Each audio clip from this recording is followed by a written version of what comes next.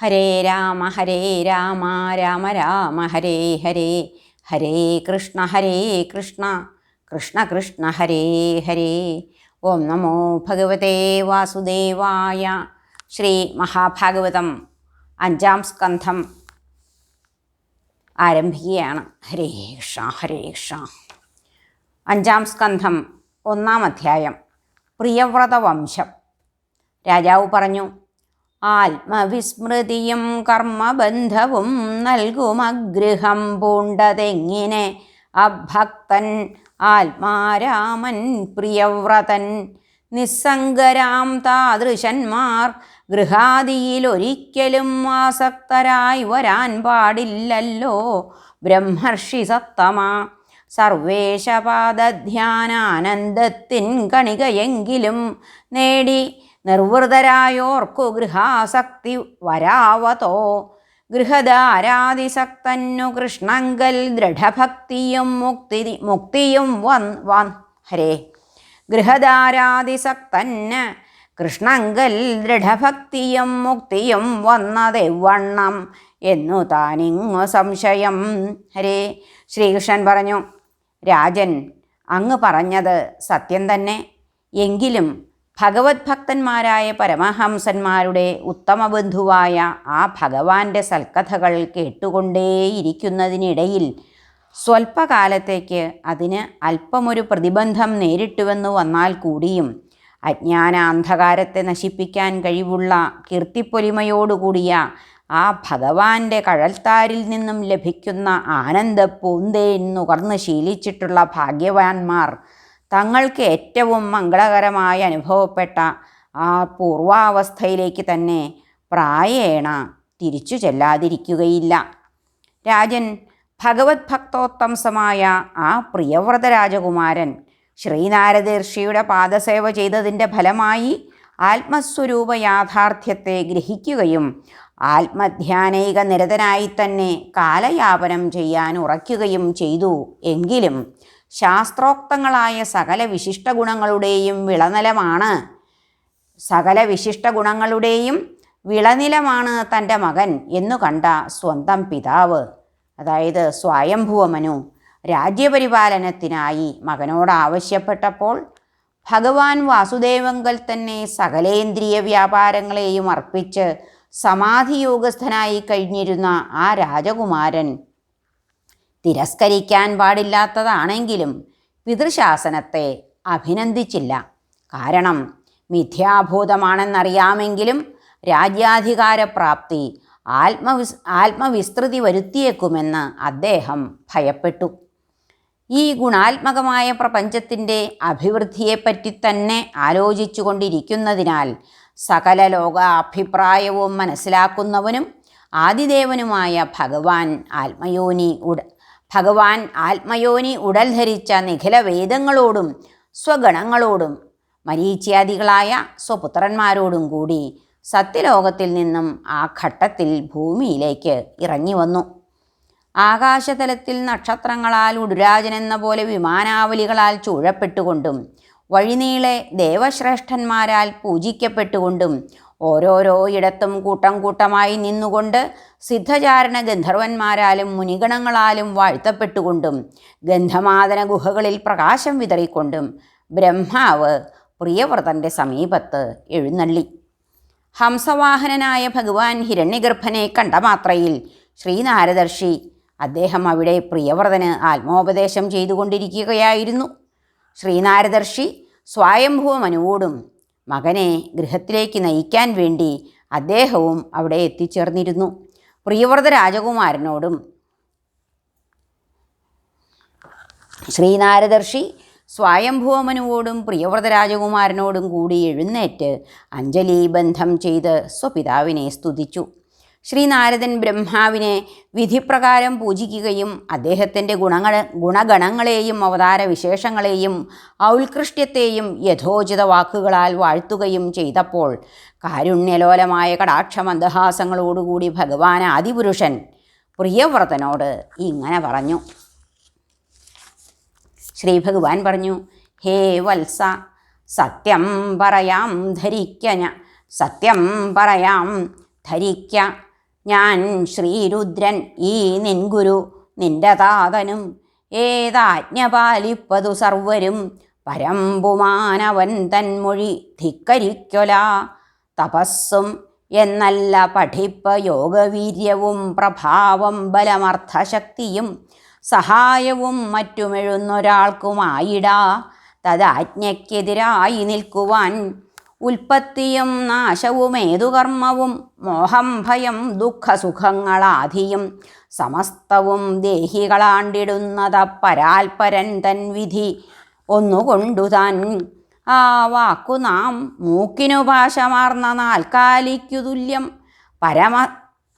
പരമസ്വതന്ത്രരായി നടത്തി നിത്യം ഗുണകർമ്മബദ്ധരായി ചെയ്യുന്നു തൽപൂജകളായി സമസ്തവും. ആ ദേവനസ്മദ്ഗുണകർമ്മയോഗ്യമായി കൽപ്പിച്ച മെയ്യൊത്തഴലോ സുഖാദിയോ തദിച്ഛയാലാണ്ടു കഴിപ്പു കാഴ്ചയുള്ളൊരാൾ നയിക്കും കുരുടൻ്റെ മട്ടിൽ നാം. ഉണർന്നവൻ സ്വീയകിനാവിലെന്ന പോലെ അമാനിയായി ദേഹമിരിക്കുവോളവും പ്രാരബ്ധകർമ്മങ്ങൾ ഭുജിപ്പു മുക്തനും പുനർഭവത്തിനിടവച്ചിടാതെ താൻ. വരാം പ്രമത്തന് ഭവാർത്തി കാട്ടിലും രിപുക്കളാറുണ്ടവനൊപ്പം എപ്പോഴും വിവേകിയാം സ്വാത്മരതന്നു ഗേഹമാണ്ടിരിക്കലും ദോഷമൊരിക്കലും വരാ.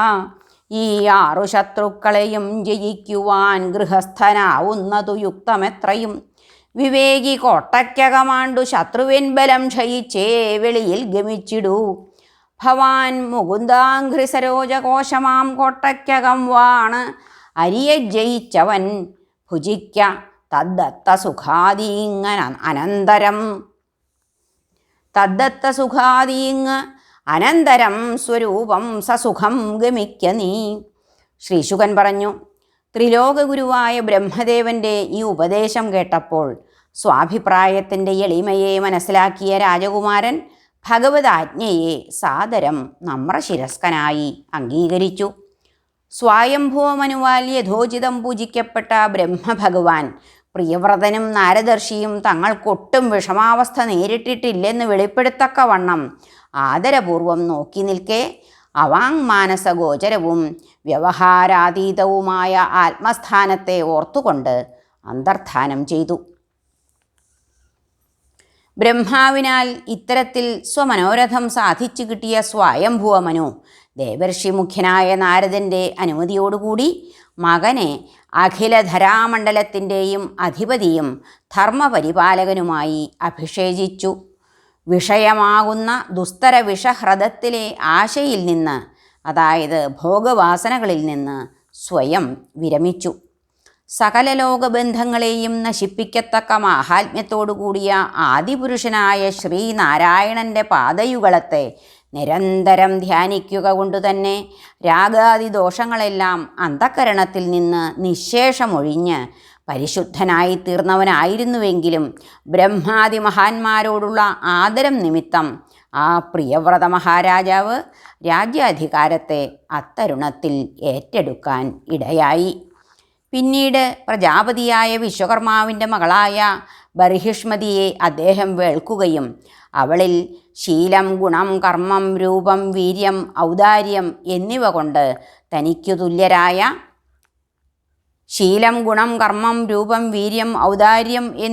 തനിക്കു തുല്യരായ 10 പുത്രന്മാരെയും ഇളയവളായി ഊർജ്ജസ്വതി എന്നു പേരായ ഒരു പുത്രിയെയും ജനിപ്പിച്ചു. അഗ്നീധ്രൻ, ഇധമജിഹ്വൻ, യജ്ഞബാഹു, മഹാവീരൻ, ഹിരണ്യരേതസ്, ഹൃതപൃഷ്ഠൻ, സവനൻ, മേധാതിഥി, വീതിഹോത്രൻ, കവി എന്നിങ്ങനെ അഗ്നിപര്യായങ്ങളായ പേരുകളോടുകൂടിയവരായിരുന്നു ആ 10 പുത്രന്മാർ. ഇവരിൽ കവി, മഹാവീരൻ, സവനൻ എന്നീ 3 പേർ ഊർധ്വരേതസ്സുകളായി ചെറുപ്പം മുതൽക്കേ ആത്മജ്ഞാനത്തിൽ അഭ്യാസം നേടി പരമഹംസ ആശ്രമത്തെ സ്വീകരിച്ചു. ഈ ആശ്രമത്തിൽ ഇരുന്നു കൊണ്ട് ഉപശമശീലന്മാരായ ആ പരമർഷികൾ സകല ജീവരാശികളുടെയും ആവാസസ്ഥാനവും സംസാരഭീതന്മാർക്ക് ഏകശരണവുമായ ഭഗവാൻ വാസുദേവൻ്റെ ശ്രീമത്തായ ചരണാരവിന്ദത്തെ നിരന്തരം ധ്യാനിക്കുകയും തദ്ഫലമായി ലഭിച്ച അഖണ്ഡവും പരമവുമായ ഭക്തിയോഗത്തിൻ്റെ പ്രഭാവം കൊണ്ട് പരിശുദ്ധമായ അന്തഃകരണത്തിൽ ഭഗവത് സാക്ഷാത്കാരം നേടുകയും അങ്ങനെ സർവഭൂതാത്മാവായ ആ പ്രത്യേകാത്മാവിൽ ദേഹാദി ഉപാധികളെല്ലാം വിട്ട് താതാത്മ്യം പ്രാപിക്കുകയും ചെയ്തു. പ്രിയവ്രതന് മറ്റൊരു ഭാര്യയിൽ ഉത്തമൻ, താമസൻ, രൈവതൻ എന്നിങ്ങനെ പേരുള്ള 3 പുത്രന്മാരുണ്ടായി. അവർ പിന്നീട് മന്വന്തരാധിപതികളായി ഭവിക്കുകയും ചെയ്തു. തൻ്റെ ആദ്യ ഭാര്യയിലുണ്ടായ 3 മക്കൾ ഇങ്ങനെ ആത്മനിഷ്ഠരായി കഴിക്കുകയായിരുന്നപ്പോൾ ചക്രവർത്തിയായ പ്രിയവ്രതൻ 11 അർബുദകാലത്തോളം, ഒരർബുദം 10 കോടി വത്സരങ്ങളാണ്, 11 അർബുദകാലത്തോളം രാജ്യം പരിപാലിച്ചു പോന്നു. അദ്ദേഹത്തിൻ്റെ ഇരുദോർദണ്ഡങ്ങളും അദൃശ്യ വീരപരാക്രമങ്ങളാൽ സമ്പന്നങ്ങളായിരുന്നു. ആ ഘനബാഹുക്കളെ കൊണ്ട് ഒരു ചെറുഞാണൊലിയുടെ ഇടിമുഴക്കം സൃഷ്ടിക്കുക മാത്രം ചെയ്താൽ മതി, പ്രതിപക്ഷങ്ങൾ നമസ്കരിച്ച് കീഴടങ്ങുകയായി. അനുദിനം വർദ്ധിച്ചു കൊണ്ടുവന്ന സ്വപത്നിയായ ബഹിഷ്മതിയുടെ പ്രമോദം, ഭർത്താവിനെ കാണുമ്പോഴുള്ള സന്തോഷം, പ്രസാരണം, എഴുന്നേറ്റ് സ്വീകരിക്കലും മറ്റും, യൗഷിന്യം, സ്ത്രീസഹജമായ ശൃംഗാരാദി ചേഷ്ടകൾ, നാണം കുണുങ്ങിയ നോക്ക്, മന്ദഹാസം, സുന്ദരമായ തമാശ പറയൽ തുടങ്ങിയവയാൽ വിവേകമറ്റവനെന്ന പോലെയും വിഷയാസക്തിയാൽ ആത്മാവിനെ അറിയാത്തവനെന്ന പോലെയും മഹാധിഷണാശാലിയായ അദ്ദേഹം പെരുമാറുകയും ഭോഗങ്ങൾ ഭുജിക്കുകയും ചെയ്തു. മേരുപർവ്വതത്തെ ചുറ്റി സഞ്ചരിച്ചുകൊണ്ട് ആദിത്യ ഭഗവാൻ വസുധാതലത്തിൻ്റെ അർത്ഥാംശത്തെ പ്രകാശിപ്പിക്കുമ്പോൾ മറ്റേ പകുതി അന്ധകാരമയമാക്കി തീർക്കുന്നുവെന്നതിൽ ഇഷ്ടപ്പെടാത്തതുകൊണ്ടോ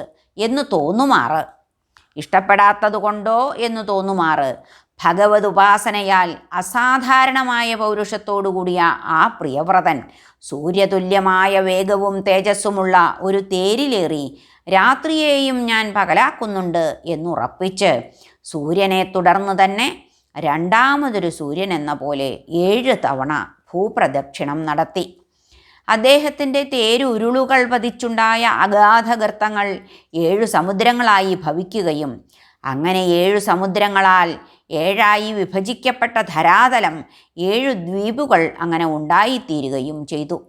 അവയുടെ പേരുകൾ ജംബു, പ്ലക്ഷം, ശാൽമലി, കുശം, ക്രൗഞ്ചം, ശാകം, പുഷ്കരം എന്നിവയാണ്. അവയോരോന്നും ആദ്യത്തേതിനേക്കാൾ അടുത്തത് എന്ന ക്രമത്തിൽ ഇരട്ടി വലിപ്പമുള്ളവയും ഓരോന്നും ഓരോ സമുദ്രത്താൽ ചുറ്റപ്പെട്ടവയും ആയിരുന്നു. ക്ഷാരോദം, ഇക്ഷുരസോദം, സുരോദം, ഘൃതോദം, ക്ഷീരോദം, ദധിമണ്ഡോദം, ശുദ്ധോദം ഇങ്ങനെയാണ് 7 സമുദ്രങ്ങളുടെ നാമധേയങ്ങൾ.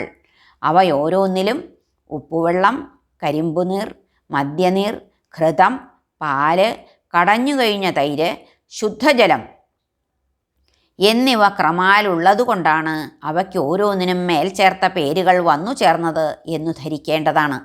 ഇവയോരോന്നും ഓരോ ദ്വീപിനെ ഓരോ കിടങ്ങെന്ന പോലെ ചുറ്റിക്കിടക്കുന്നു.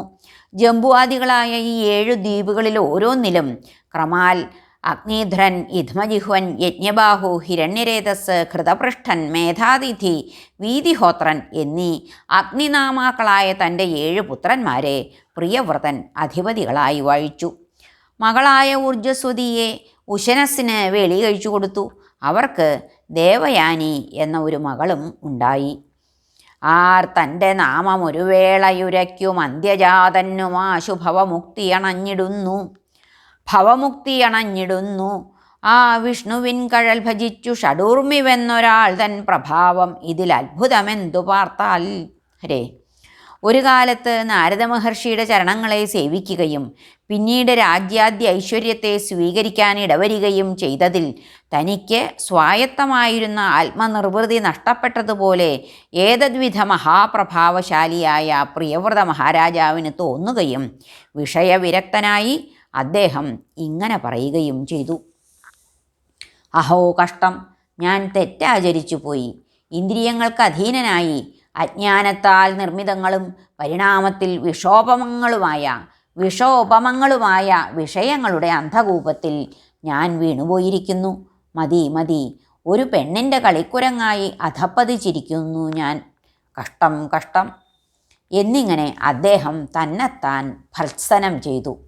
ഇങ്ങനെ ഹരിപ്രസാദത്താൽ സിദ്ധിച്ച ആത്മവിവേകത്താൽ തനിയെ വന്നണഞ്ഞ വൈരാഗ്യത്തോടും ഭഗവല്ലീലകളെ ഓർത്തുണ്ടായ ത്യാഗധീരതയോടും കൂടി അനുസരണശീലരായ തൻ്റെ മക്കൾക്ക് ധരാമണ്ഡലത്തെ മുഴുവനും അവകാശാനുസൃതം ഭാഗിച്ചു കൊടുക്കുകയും നാളതുവരെ സുഖവിഷയമായി താൻ അനുഭവിച്ചു പോന്ന ആ പട്ടമഹിഷിയെയും രാജ്യലക്ഷ്മിയെയും ജഡദേഹത്തെ എന്ന പോലെ പരിത്യജിക്കുകയും ശ്രീനാരദർഷിയാൽ മുൻപ് ഉപദേശിക്കപ്പെട്ടിരുന്ന ആ ജ്ഞാനമാർഗത്തെ അദ്ദേഹം വീണ്ടും അനുവർത്തിക്കുകയും ചെയ്തു.